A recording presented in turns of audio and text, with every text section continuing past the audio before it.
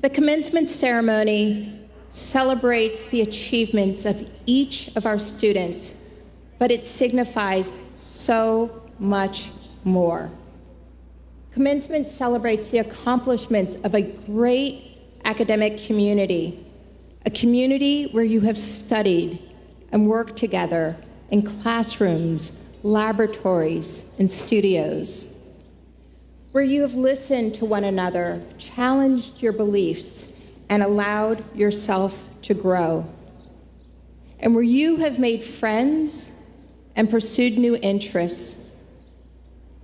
Commencement celebrates not only your accomplishments, but also the efforts of our outstanding faculty and staff, whose dedication has helped lead you to this meaningful moment. It also celebrates the love and commitment of those who have supported you, your family, your friends, and all the mentors you have had along the way. I'd like us to acknowledge all of these remarkable people, many of whom are with us here at Nickerson Field. I invite our newest graduates, come on, turn and join me in recognizing your family and loved ones.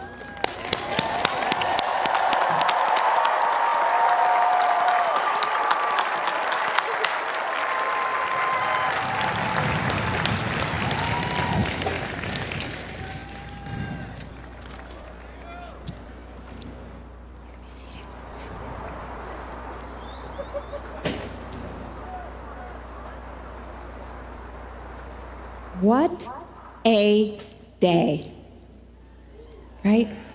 Gorgeous day, surrounded by those who love and care about you, reflecting on the tremendous accomplishment that is achieving your degree. And it is that, graduates, absolutely tremendous. Take a second, look around, see your friends. Revel in the joy of today and imprint this moment on your memory. It is one that you can hold on for the rest of your life. But commencement is bittersweet, right? It's a rare moment to pause between a closure and a beginning. And there are many feelings in this pause.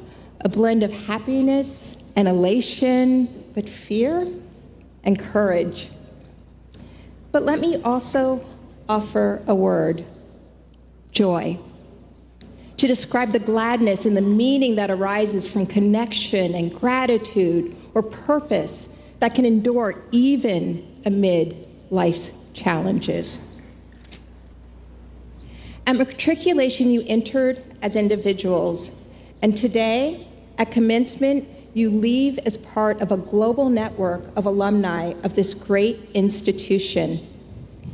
And yet I know that there will undoubtedly be times when you feel alone or uncertain. I have experienced these feelings in my own life, and I suspect that each of us here at Nickerson Field have felt this at some point or another. It is part of what it means to be alive, to grow, to reach beyond what is known. But here is what I have also come to understand. There is a profound joy in being part of something that is bigger than yourselves.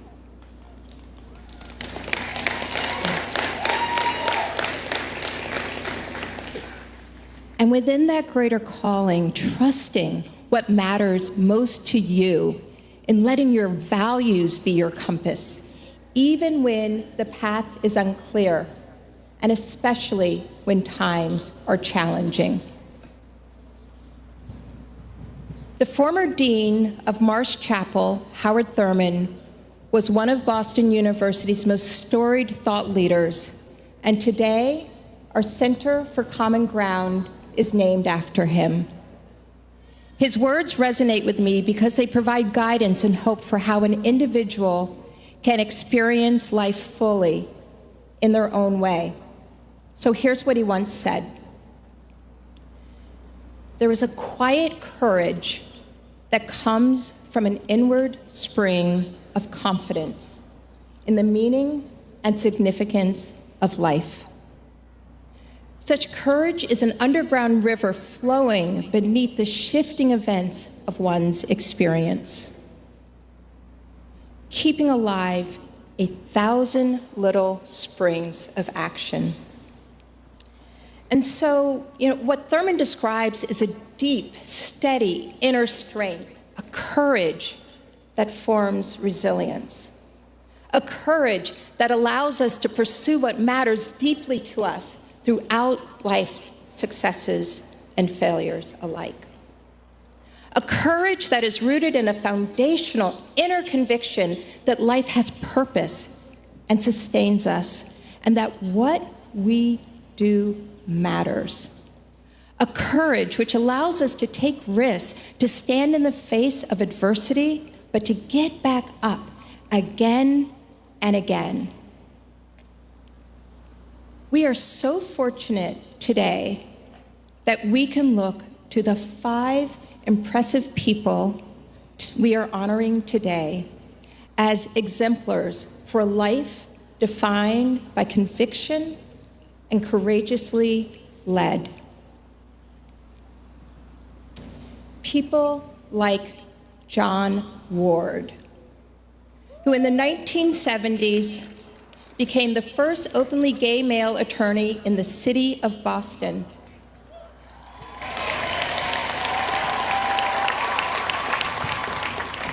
John's decision to be open about his identity led to harassment, threats from other attorneys, and menacing encounters.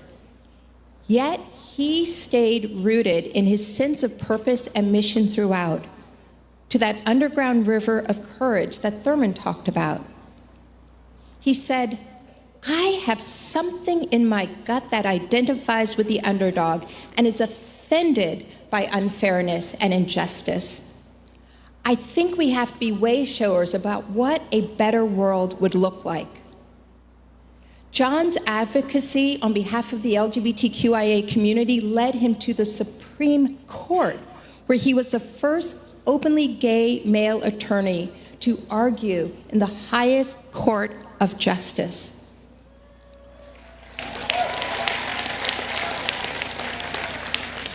Or consider Hubie Jones, who has given his life to uphold the underrepresented and the oppressed, especially children who needed a chance.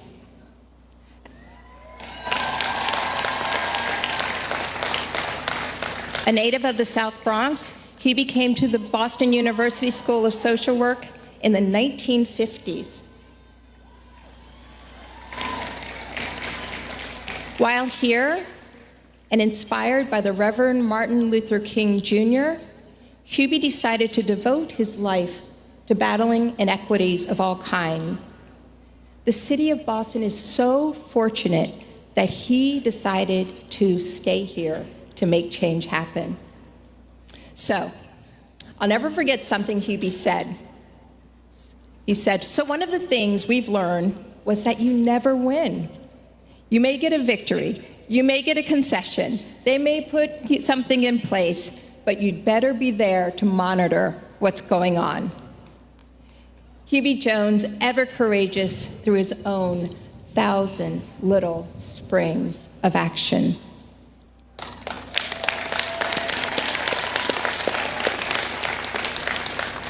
Or Rear Admiral Denise Hinton, the chief scientist of the FDA and later Deputy Surgeon General of the United States, who oversaw the authorization of COVID vaccines that would save thousands of American lives. Rear Admiral Hinton reached the pinnacle of her profession. She said, "My parents taught my older brother and me early on that we would have to work harder than others to be considered for opportunities and to be noticed for our work ethic. and character rather than the color of our skin. And she followed their advice over the course of more than 30 years of uniform service with an inward spring of ambition, initiative, moral principles propelling her forward.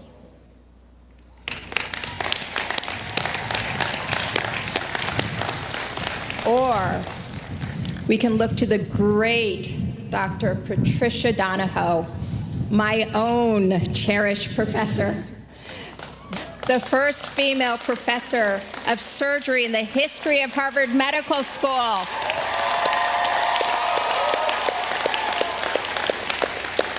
And the first female head of surgery ever at the Massachusetts General Hospital.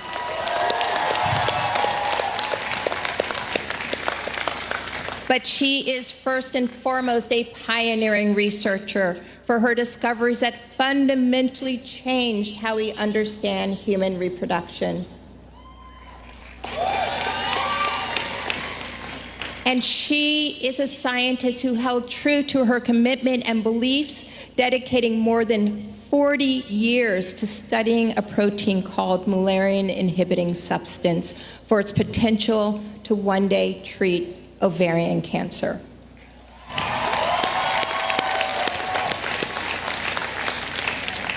And of course, we had the honor of hearing from Reshma Kewal-Ramani, who, as I previously mentioned, was recently named a Time Woman of the Year.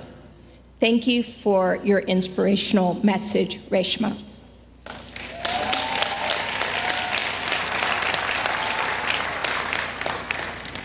But for all of her well-deserved accolades and successes, Reshma is first and foremost a physician who has cared for patients and a mom. Reshma recently shared a powerful conversation she had with the mother of a daughter who had died of cystic fibrosis. Approval was still pending on that drug that would one day make this debilitating lung condition manageable for many. Reshma said, the mom would call and yell at me. She said, I have already lost my daughter. I will not lose my son. You have to go faster than you think you can. And they did. Trikafta was developed in just under 4 years, far faster than the typical 15-year industry timeline. Reshma said, every time we thought, this is a hard thing, how are we going to do this? You hear the mom's voice. She's already lost one child. She is not going to lose another. You find a way forward.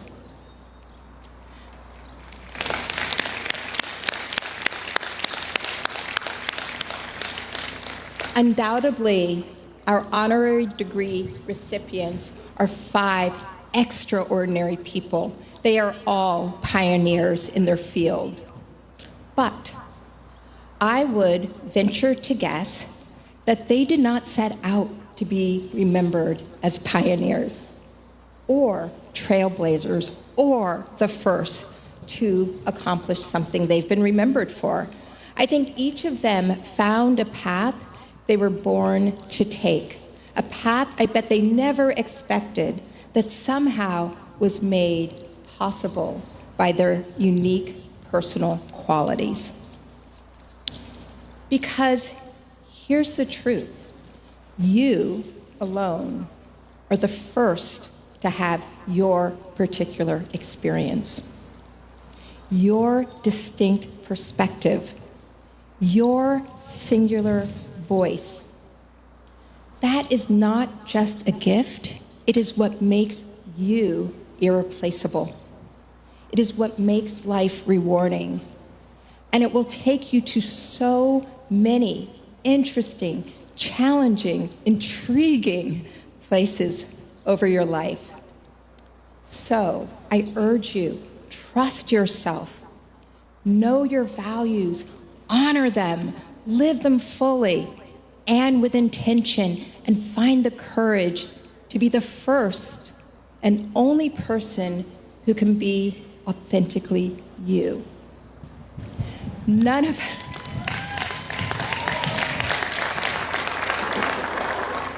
you will be Ward, nor Jones, nor Rear Admiral Hinton, nor Drs. Donahoe, nor Kewal Romani, nor should you.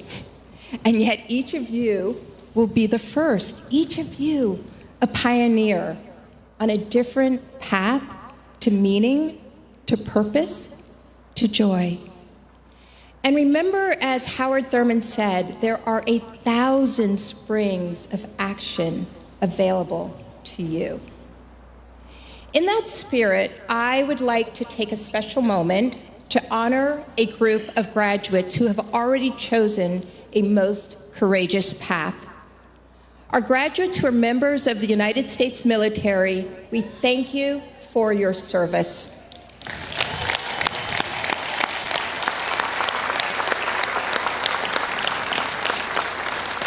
Also among us are those who are commissioning into the armed services of the United States. You have chosen to dedicate yourselves to the protection of your country. This university is proud of you and gives you its sincerest gratitude. Wherever your tours of duty may take you, Godspeed.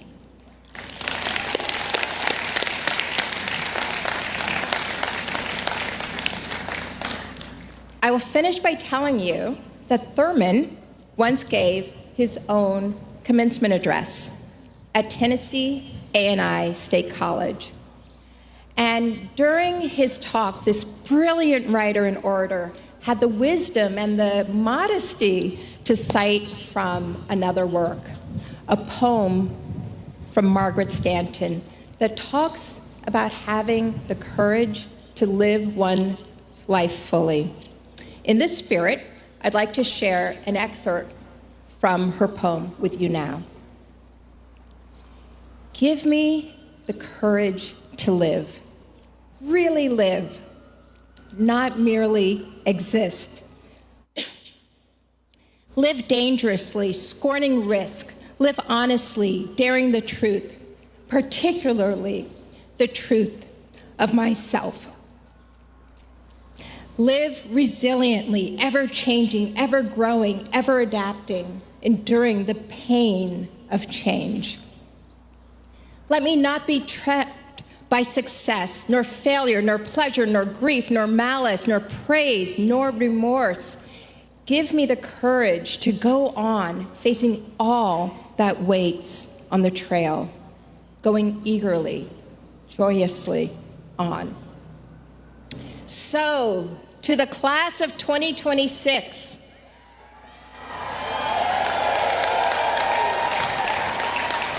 when you leave Nickerson Field today, you will join a long line of Boston University graduates stretching over time to include 440,000 living alumni of this great institution.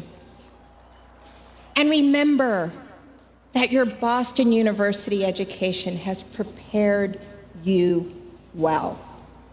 So, go out into the world, confident in yourself. Find what speaks to you.